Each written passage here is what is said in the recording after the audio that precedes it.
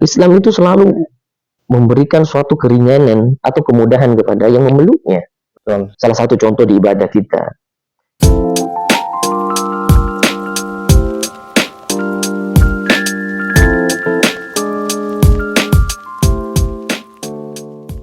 Assalamualaikum warahmatullahi wabarakatuh.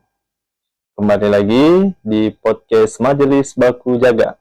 Hari ini kita akan membahas tentang Islam dan teknologi.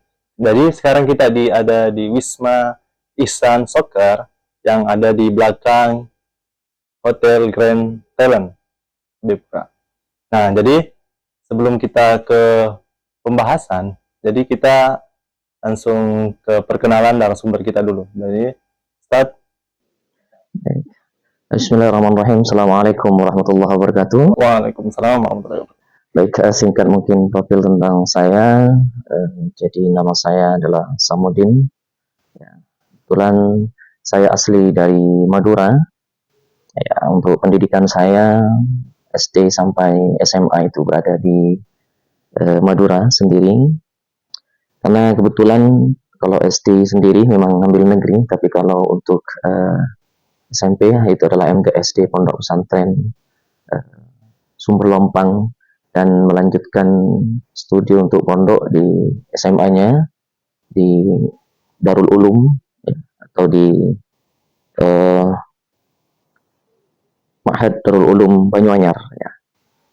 Seperti itu. Singkat cerita, dari profil singkat saya ini, setelah selesai SMA saya pengabdian 2 tahun di Wamena, waktu itu di Walesi selama 2 tahun. Setelah itu kembali lagi khususnya ke Jayapura ini untuk menempuh S1 di YIN Fatahul Muluk Papua.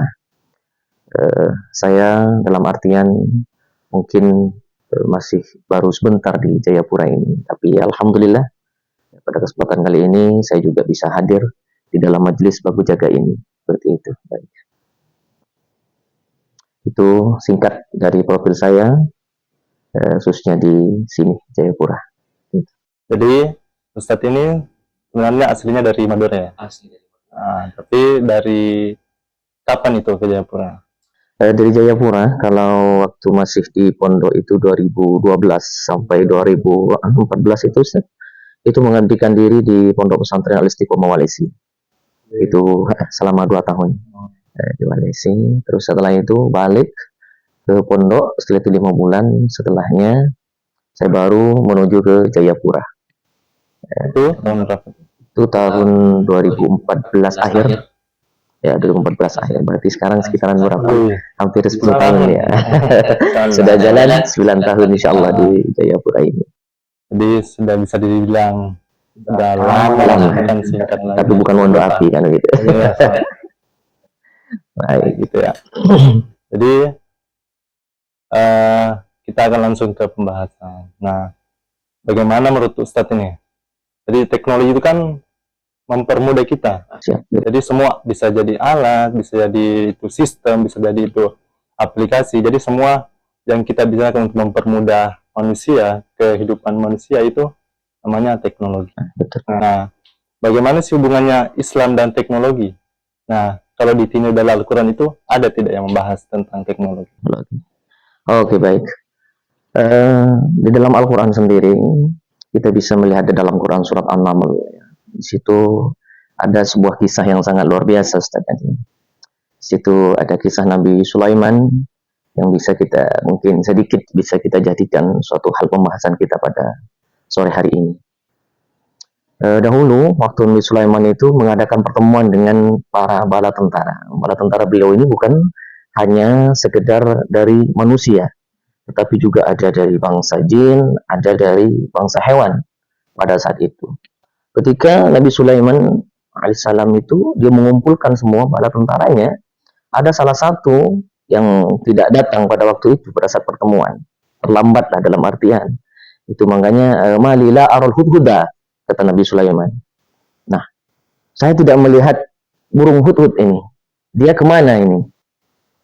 Dia kemana? Sehingga pada saat itu Nabi Sulaiman ini mengatakan kalau sampai tidak datang sekarang, di situ dalam Al-Quran disebutkan juga ladbahannahu, saya akan menyembelihnya atau memotongnya hidup-hidup. Nah, itu Nabi Sulaiman waktu melihat satu dari bala tentaranya, yaitu adalah burung hut-hut itu sendiri. Nah, tiba-tiba burung hut-hut ini datang, burung menyampaikan kepada Nabi Sulaiman, wahai Nabi Sulaiman, mohon maaf saya terlambat. Karena saya tadi itu melihat ya suatu negara yang begitu besarnya, dan negara ini dipimpin oleh seorang wanita, seorang perempuan yang kita kenal dengan Ratu Bilqis. Itu adalah negara Saba yang ada di Yaman. Nah, suatu ketika kita seperti ini, Ustaz, berbicara tentang burung hut-hut ini, kalau kita analogikan dengan teknologi yang ada di sekarang, itu kan disebut dengan teknologi mata-mata, atau yang disebut dengan spices, itu disebut dengan mata-mata. Kalau sekarang kita kenal dengan drone dan sebagainya. Ini pada zaman CCTV dan sebagainya. Ini pada zaman Nabi Sulaiman AS. Nah, di saat itu Nabi Sulaiman ini merasa bahwasanya, wah, ini ada suatu negara yang dipimpin oleh seorang perempuan namanya Ratu Bilqis. Nah, setelah itu Nabi Sulaiman ini mengirimkan suatu surat, ya surat bilateral lah kalau kita kenal dengan sekarang, yang berbunyi, ya kita sudah tahu bersama bahwasanya ketika Nabi Sulaiman mengirimkan hal itu, ya nyampe lah kepada Ratu Bilqis yang dikirim oleh burung hut-hut tadi. Kirimkan, sampailah pada tangannya. Begitu terkesima, begitu dengan tertariknya kepada Nabi Sulaiman, Ratu Bilqis. Tetapi masih dengan angkuhnya, Ratu Bilqis ini melakukan pertemuan dengan prajurit-prajuritnya dan sebagainya, panglima-panglima pada waktu itunya, untuk mengirimkan sesuatu kepada Nabi Sulaiman berbentuk harta dan sebagainya. Nah, Nabi Sulaiman ini merasa bahwasanya dirinya ini tidak butuh dengan hal itu, disuruh dikembalikan. Nabi Sulaiman juga luar biasa kaya beliau, luar biasa kayanya beliau, disuruh kirimkan kembali, dikembalikan lagi Ratu Bilqis. Akhirnya apa kata Nabi Sulaiman? Menginginkan Ratu Bilqis datang ke kerajaannya Nabi Sulaiman yang berada di Palestina waktu itu. Nah, suatu ketika Ratu Bilqis ini diinformasikan dari bala tentaranya Nabi Sulaiman bahwasanya sudah ada di jalan. Wah, ini sangat luar biasa. Nabi Sulaiman ini tidak mau dirinya adalah seorang raja, dia mau membuktikan kuasanya.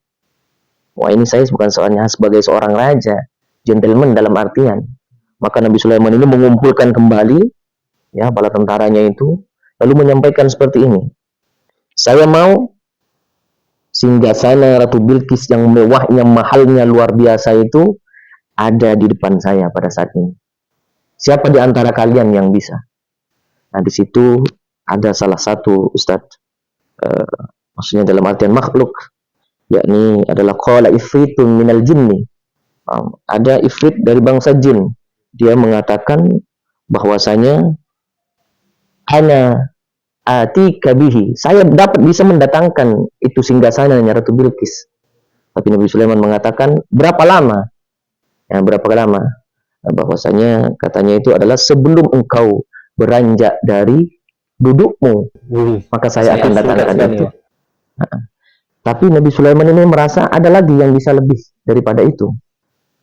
Maka ada seorang dari bangsa manusia, seseorang, dia mengatakan seperti ini, orang yang ahli ilmu, ya, orang yang pintar luar biasa di situ, bahwasanya ana atika bihi, saya dapat mengabulkan atau membawakan singgasana Bilqis yang luar biasa itu ke hadapan engkau wahai Nabi Sulaiman. Lalu Nabi Sulaiman mengatakan, dengan cara apa? Berapa lama kamu akan mendatangkan itu? Maka beliau mengatakan apa? Sebelum engkau berkedip, maka singgasana itu ada di hadapan Anda. Luar biasa. Pertanyaan begini, Ustaz. Kalau kita sambungkan antara Islam dan teknologi yang kita rasa seperti ini, teknologi apa yang bisa sekarang ini dapat memindahkan, contohnya kursi yang Ustaz lakukan sekarang, pindah ke sini saja dalam hitungan detik, luar biasa. Itu kurang lebih itu 3.000 kilometer dari Yaman ke Palestina waktu itu. Ini membuktikan bahwasanya di dalam Al-Quran itu sudah dibahas hal seperti itu. Ya, pengetahuan. Dan kita harus garis bawahi betul, di dalam Al-Quran itu kita dari Allah Subhanahu wa Ta'ala dibekali tentang ilmu. bukan produk, tetapi ilmu yang bisa kita kembangkan dan hasilnya menjadi produk, yang ini adalah teknologi. Makanya ini perlu kita bersama-sama ya kita ketahui bahwasanya di zaman Nabi Sulaiman aja ada orang yang dapat memindahkan ya singgasananya Bilqis dalam kedipan mata saja sudah berada di depan Nabi Sulaiman. Sekarang ekspedisi saja Ustaz, dan kita masih belum memerlukan, apalagi kalau kita jauh. Sekarang kita mohon maaf, kita bercerita misalnya tentang Jayapura ini, keindahan Jayapura. Kita mau ceritakan ke kampung. Kalau kita sekarang mungkin bisa kita foto, baru kita anukan, langsung ada tank di HP langsung ada. Tetapi apakah dengan sekejap mata? Tidak, karena perlu proses di situ. Nah ini hal itu memang sudah dibahas di dalam Al-Quran. Bahwasanya memang kehidupan kita ini berbeda dengan di dahulu. Coba kita bayangkan, kita transportasi sekarang yang kita pakai apa Ustaz? Motor, pesawat, kapal dan sebagainya. Kan kalau dulu kita hanya unta dengan kuda. Kuda sekarang diganti dengan apa? Diganti dengan motor, mobil, pajero dan sebagainya. Tidak akan, sekarang kan serba itu. Jadi menyesuaikan dengan zamannya. Dan bahkan mungkin nanti ini akan ditemukan teknologi yang lebih canggih dibandingkan dengan sekarang. Jadi Al-Quran sudah menggambarkan itu. Nah ketika pula juga Ustaz, di saat Nabi Adam alaihissalam ya dari Allah Subhanahu wa taala dibekali beberapa banyak ilmu di situ ya. Jadi di dalam Quran surah Al-Baqarah ayat 31 itu kita sudah dijelaskan di situ bahwasanya qala Adam ambihum bi asma'ihim. Di situ Allah Subhanahu wa taala mengajarkan kepada Nabi Adam berbagai nama-nama. Ya sebelum dunia ini sudah Nabi Adam sudah mengetahui, tidak hanya nama-nama di situ sebenarnya. Ya di situ ada ilmu pengetahuan dan sebagainya pada Nabi. Makanya yang perlu kita tekankan, Islam ini memang sudah mengajarkan kepada kita sains yang sangat luar biasa, yang hanya kita gali, ya yang kita pelajari. Seperti itu untuk kita menjadi pandangan kita Islam dan teknologi kita pada saat ini. Karena di Al-Quran saja sudah dijelaskan bahwa mulai dari proses pembentukannya bumi, ya, itu kan sudah dibuktikan bahwa itu benar. Jadi sudah banyak di Al-Quran yang dijelaskan secara sains ini. Iya, betul. Jadi begitu. Nah, jadi kalau bagaimana pendapatnya Ustadz, kan Islam itu melihat teknologi itu masih ini ya, masih ada yang bilang itu Islam itu masih terbelakang, bahwa tidak mau melihat perubahan, bahwa teknologi itu sebenarnya baik untuk mempermudah manusia. Nah, jadi tapi menurut mereka itu bahwa jika perubahan-perubahan itu, tapi menurut mereka itu adalah bid'ah, ya boleh ini. Jadi bagaimana perspektif kita untuk meluruskan bahwa itu tidak benar, bahwa Al-Quran itu sebenarnya itu Islam itu sebenarnya itu perlu dengan teknologi. Baik. Menyesuaikan diri dengan teknologi. Baik, ketika kita dihadapkan dengan hal seperti itu, kita harus ketahui dulu hukum dari bid'ah itu apa aja kan begitu. Dan kita ketahui ada bid'ah hasanah, ada bid'ah dhalalah. Kalau kita berbicara teknologi, ini sangat luar biasa manfaatnya dan juga mungkin ada mudaratnya. Ya, kita tidak bisa pungkiri hal seperti itu. Nah, tetapi yang menjadi pembahasan ketika semua hal tentunya seperti teknologi dan sebagainya dianggap suatu bid'ah. Semuanya itu memang bid'ah. Tetapi bid'ah seperti apa? Kan begitu. Di zaman Rasulullah misalnya, tidak ada mobil dan sebagainya. Adanya cuma kuda dan juga onta dan sebagainya. Iya kan? Nah, sekarang kita ada itu, berarti kita bid'ah. Nah, makanya itu. Nah, untuk meluruskan hal seperti itu, Islam ini bukan harus menganggap bahwa diri kita ini terbelakang tidak mau menerima yang namanya teknologi. Ya. Tetapi selama teknologi ini kita gunakan dengan kebaikan, apa salahnya? Kan seperti itu. Karena ada yang mengatakan kadang, wah ini kan produknya orang kafir dan sebagainya.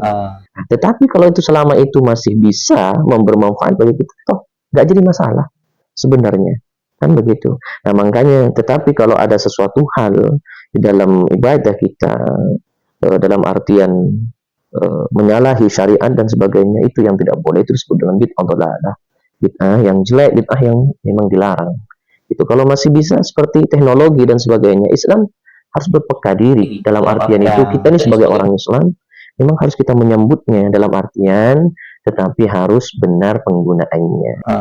Dan kita harus melek dengan teknologi. Sekarang apa sih yang tidak dengan serba Sekarang sudah teknologi? serba teknologi. Teknologi. Kita yang kita pakai sekarang nih, Mac, contohnya. Rasulullah tidak pakai apa-apa, sekarang kita pakai apa? Berarti ini bid'ah dong. Tapi bid'ah seperti apa?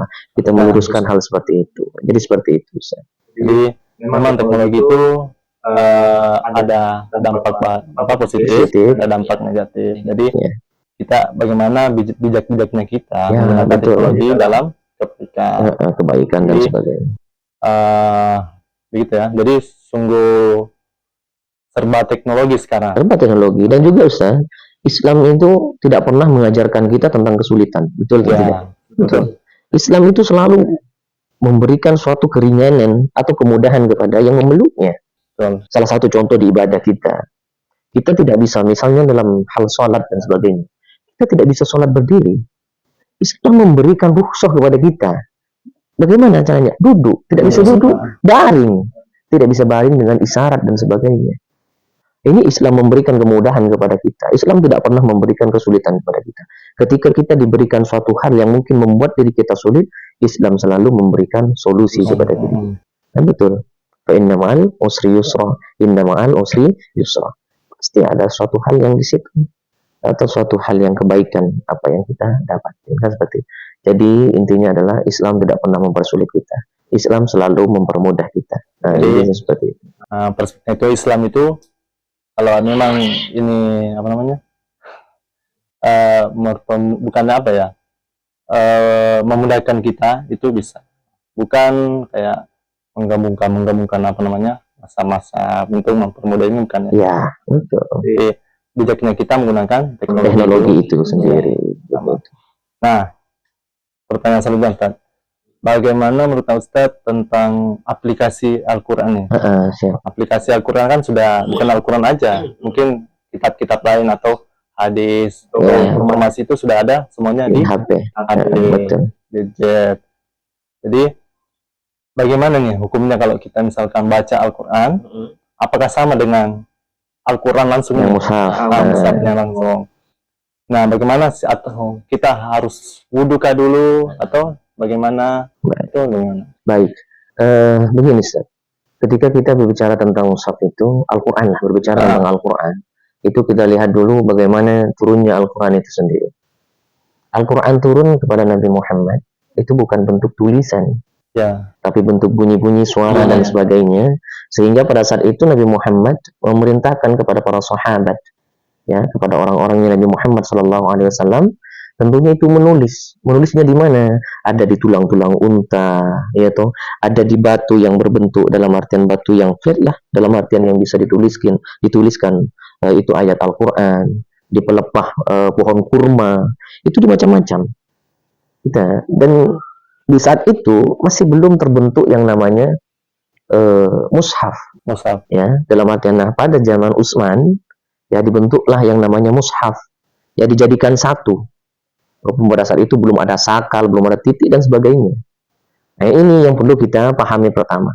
Ketika misalnya kita nih membaca, misalnya juga membacanya di dinding masjid misalnya, innallaha wa malaikatahu yusholluna 'alan nabi, misalnya, ya ayyuhalladzina amanu shallu 'alaihi wa sallimu taslima, contoh. Bacanya di dinding masjid misalnya. Atau Ustaz juga bacanya misalnya dalam artian di buku atau dan sebagainya. Dan Ustaz juga membacanya di dalam aplikasi yang ada di handphone. Itu yang dinilai bukan karena tulisannya, tetapi karena bagaimana cara kita melafalkannya dengan baik. Makhrajul hurufnya atau tajwidnya, itulah yang dilihat. Dimanapun Al-Quran itu ketika kita baca, dalam artian misalnya di tembok masjid atau di tembok-tembok apa, dan bahkan di HP, dan bahkan mushafnya, dinilai adalah bacaan dan juga benar atau tidaknya kita dalam membaca itu. Nah, jadi perlu dipahami yang pertama itu. Soal pahala dan sebagainya itu sama ya. Sama Ustaz. Ini sekarang kita dimudahkan. Berarti tergantung niatnya. Tergantung daripada niatnya. Kalau mushafnya sendiri, kita ini kalau tidak memiliki wudhu dan sebagainya, itu kita tidak bisa memegangnya. Itu mushafnya. Berarti kalau belum punya belum suci diri kita dari hadas, mushaf itu nggak boleh. tidak boleh kita pegang. Nah, yang masuk kita tidak boleh memegangnya. Itu Al-Quran. Nah, ketika kita di dalam HP, walaupun kita tidak memiliki wudhu dan sebagainya, kan tidak jadi masalah kita pegang HP. Kira-kira kita, misalnya, kita tidak punya wudhu nih, kita tidak mau pegang HP. Ya kan tidak begitu. Pertanyaan juga kan begini, Ustaz. Yang sekarang lagi dalam artian yang dibahas, itu mushaf itu bisa nggak masuk ke dalam kamar mandi? Mushaf Al-Quran. Nggak boleh. Nggak boleh. Boleh, tapi haram. Bukan begitu. Boleh, boleh, tapi haram. Tapi haram kan begitu. Tapi kalau HP yang ada Al-Quran di dalam boleh atau tidak? Boleh dibawa nggak ke dalam? Boleh, tapi nggak boleh dibuka. Boleh, tetapi tidak bisa dibuka. Sama halnya dengan itu. Ketika HP saja tidak bisa masuk misalnya ke dalam kamar mandi, WC dan sebagainya, toilet, maka otak kita yang ada Al-Quran ini tidak bisa dibawa. Berarti kita harus ambil dulu kan gitu. Tidak seperti itu. Nah, jadi dimanapun kita, dalam artian medianya apapun kita membaca Al-Quran, itu pahalanya tetap mengalir, tetap catat sebagai pahala dari Allah Subhanahu wa Ta'ala. Dan paling bagusnya Ustaz, yang Al-Quran sekarang kita ini adalah ketika nanti kita kelak dumil akhirah ini, selain Nabi Muhammad SAW yang akan memberikan syafaat kepada umatnya, salah satunya yang akan memberikan syafaat itu adalah Al-Quran. Nah, makanya kan iqra'ul Quran fa innahu ya'ti min yaumil qiyamah syafi'an li ashabi. Bacalah Al-Quran, karena sesungguhnya Al-Quran kelak yaumil qiyamah dia akan memberikan syafaat, pertolongan kepada siapa? Kepada orang yang membaca. Nah, makanya ini pesan bagi kita semua, sibuk apapun diri kita, jangan sampai kita ini meninggalkan untuk membaca Al-Quran. Terkadang diri kita ini memburu mushaf yang paling bagus, betul tidak? Betul, tapi semua dibuat apa? Dipajang aja di rumah, bahkan diletakkan di ruang tamu biar dilihat orang, wow, dan sebagainya. Kan begitu. Jadi kita ini minumnya seperti itu. Dan bahkan seperti itu. Sekarang banyak, misalnya orang tua yang sambil mengajarkan tapi sambil masak, anaknya disuruh dengarkan wadduha wallaili idza saja. Jadi dia memang sambil menggoreng dan sebagainya, belum masak dan sebagainya. Apakah itu tidak mendapatkan pahala? Pahala lain kepada anak. Kan begitu. Nah, makanya orang yang juga dirindukan oleh surga, yang pertama itu adalah ahli Quran, orang yang membaca Al-Quran, orang yang mengamalkan Al-Quran, orang yang mempelajari Al-Quran, dan kehidupannya juga penuh dengan Al-Quran. Jadi pesan bagi kita semuanya, juga para pemirsa Majelis Baku Jaga ini, sibuk apapun diri kita, kita jangan sampai meninggalkan untuk membaca Al-Quran. Apalagi ini kebetulan kita ini berada di bulan puasa, ini sangat luar biasa, Ustaz. Pahalanya itu dilipat gandakan oleh Allah Subhanahu wa Ta'ala. Di situ juga satu huruf itu bisa diganjar oleh Allah Subhanahu wa Ta'ala 10 pahala, 10 kebaikan. La alif lam mim harfun. Ya, bukan alif lam mim itu satu huruf, la. Walakin alif harfun, lamun harfun, wa mimun harfun. Jadi kalau kita sudah baca alif lam mim berarti sudah 30 kebaikan, itu masih dilipat gandakan oleh Allah Subhanahu wa Ta'ala. Jadi seperti itu, Ustaz. Baik. Jadi pada intinya itu teknologi itu mempermudah kita di dalam dakwah kita, dalam kegiatan sehari-hari kita, dalam menyebarkan ilmu, menyebarkan informasi tentang keagamaan. Jadi mempermudah kita itu. Jadi kesimpulannya itu teknologi itu bagaikan pisau yang bermata dua, ya. Ya. Jadi bisa jadi dampaknya positif, bisa jadi dampaknya negatif. Jadi tergantung dari kitanya, berbijaknya kita menggunakan teknologi. Nah, kita ini malah disuruh untuk menguasai teknologi. Ini semua teknologi. Tapi kita kenal nggak apa perkataan daripada Albert Einstein mengatakan bahwasanya ilmu pengetahuan tanpa agama itu lumpuh, tetapi agama tanpa sains, tanpa ilmu pengetahuan itu buta. Sekarang kita bagaimana? Kita ini terkadang lumpuh dan buta. Kan betul. Dan menjadi pertanyaan besar, Ustaz. Ketika diri kita ini mengaku seorang muslim yang memiliki kitab yang sangat luar biasa, ilmu pengetahuan di dalamnya, kenapa kok ilmuwan muslim tentang teknologi ini kok begitu merosot, dalam artian tidak banyak maju di dalam ilmu teknologi? Karena kita terkadang membaca Al-Quran itu Ya bukan mendalami makna daripada Al-Quran, tapi terkadang kita membaca Al-Quran, menghafal Al-Quran untuk mengusir jin dan sebagainya. Kan banyak yang kan seperti itu. Kita tidak bisa pungkiri seperti itu. Tetapi orang-orang luar itu mengkaji Al-Quran, ilmuwan-ilmuwan yang ada di luar itu sangat luar biasa. Mereka dalamin betul itu makna daripada itu. Dan sehingga apa? Sehingga mereka lebih unggul teknologi daripada kita. Nah, jadi seperti itu. Ini pentingnya bagi kita semua. Kita jangan, kalau bahasa anak kayaknya sekarang kan, jangan gaptek kan begitu. Kalau kita sekarang buta tentang teknologi, kita ketinggalan betul. Kita sekarang kan generasi apa? Milenial atau Gen Z sekarang. Nanti sebentar lagi Gen Z dan sebagainya. Gen Z kan sangat luar biasa. Anak-anak sekarang kita tidak bisa pungkiri, anak kecil itu lebih pintar daripada kita tentang teknologi. Tetapi betul kata tadi sampaikan bahwasanya teknologi ini adalah bermata dua. Kalau kita gunakan dengan hal positif, luar biasa. Tapi kalau kita terkadang di dalamnya itu banyak juga negatif, maka ini yang akan membuat kita bahaya. Seperti itu. Jadi teknologi itu bagaikan pisau bermata dua. Bisa jadi positif, bisa jadi negatif. Nah, dalam kembali lagi ke diri kita, bijaknya kita menggunakan teknologi. Karena teknologi itu kita perlu kuasai. Menguasai teknologi itu bagus, tapi diperbudak teknologi itu berbahaya. Betul sekali. Ya, jadi mungkin itu saja pembahasan kita pada hari ini. Terima kasih banyak kepada Ustaz. Baik, sama-sama Ustaz. Panggilannya ini Ustaz. Terima kasih. Jadi mudah-mudahan apa yang kita sampaikan pada hari ini, apa yang kita bahas pada hari ini dapat diterima, dapat memberikan informasi, memberikan pembelajaran buat kita semua untuk lebih baik lagi menggunakan teknologi. Jadi cukup sekian untuk kita. Saya dari host undur diri. Terima kasih banyak Ustaz. Siap, sama-sama Ustaz. Assalamualaikum warahmatullahi wabarakatuh. Waalaikumsalam warahmatullahi wabarakatuh. Sama-sama. Insyaallah.